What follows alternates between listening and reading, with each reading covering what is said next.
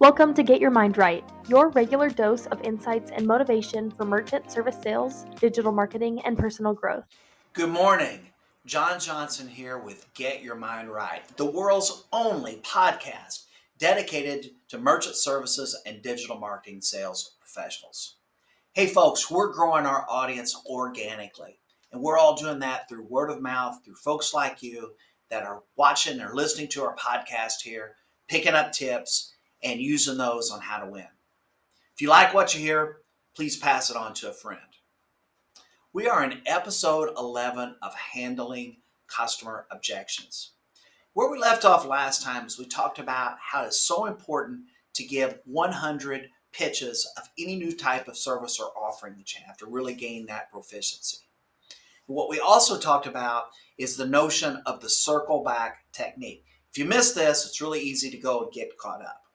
Now, for you folks that haven't heard it yet, though, here's what the circle back is when we get an objection from a merchant or a concern, and what we do is we always agree and empathize, okay? First of all, it's a way to handle it. It shows that our client that we're listening to them, and what we're able to do is to go back to our foundation, right? Our value proposition that we're actually offering that merchant here. So we talk about the foundation on how we handle any sort of question or concern. What are our foundational issues? Well, it's really simple here. The first one is that every merchant is always going to be concerned about what their moves are going to affect their customers.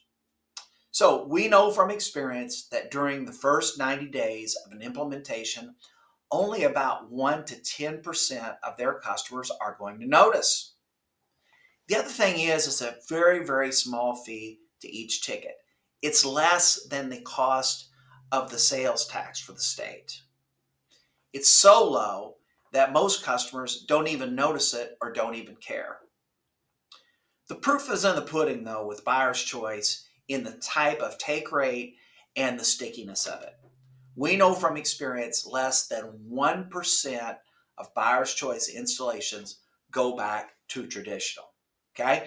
If it was not working for that merchant, if it were running their customers off, well, believe me, that'd be the first call that we would get. Take this thing out, put it back in what I had. Now, the next thing that we can play into is that business owner's sense of competitiveness, fairness, and control.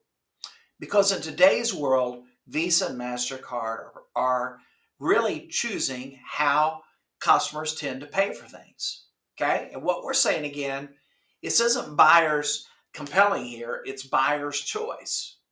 Everyone likes that choice, right? We're not forcing our customers to pay some sort of upcharge. We're happy for them to take cash, but if they elect to use their card where they're getting these benefits, these rewards, this fraud protection, there's a little bit more cost for those transactions. And guess what? It's okay that the customer pays for that in order to gain those benefits. So what we're really doing here is we're taking the power and control away from Visa and MasterCard, and we're giving that back to the merchant. Now, next thing here is very, very important. And this is the difference between a price and a cost. Everyone knows what prices is. If you for example, you've got a gas station on your way to work and you pass that 2 times a day, it's very likely that price you see out on the marquee is different in the morning than it is that afternoon. Prices change all the time. What we're talking about here is a permanent change to that merchant's cost structure, okay? As we know, merchant services is generally the second or third largest line item on a merchant's P&L. Number 1 is generally rent and or employees, but it's one of the top 3. And this isn't a pricing scheme. This isn't like the gas. It's going to be one price in the morning and one in the afternoon. This is a change to the permanent cost structure of that merchant's processing. We're going to make it go away forever. Now, last thing I want to do is, this is the killer, is what we have all the time is a merchant especially, and I love to do this, that had some trepidation about taking on a buyer's choice installation. And I love calling these merchants a month later and saying, hey, how's this working for you? Oh, we like it. It's been easier than what I thought. Our employees understood it. We had some customer questions, but yeah, it's working out great. Well, would you like me to switch you back to traditional processing? And the merchant says, are you kidding me? I am never going back. Now, here's a little tip you can use here. Is when you get comfortable with your pitch, you're talking to a merchant, is in your own words, tell the merchant this. Okay, interrupt yourself. Say, yeah, here's what our installation looks like. And, I got to tell you, Bob, I love these presentations and I love this product because I already know how this is going to end up. We're going to figure out a way to make this work for you.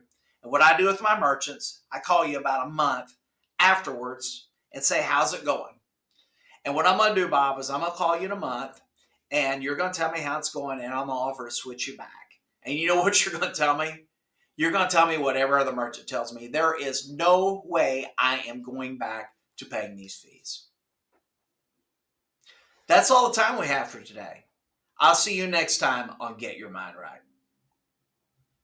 Thanks for listening. Be sure to tune in every Monday, Wednesday, and Friday at 9:30 Eastern. Like, follow, share, and set your reminders. And remember, always keep your mind right.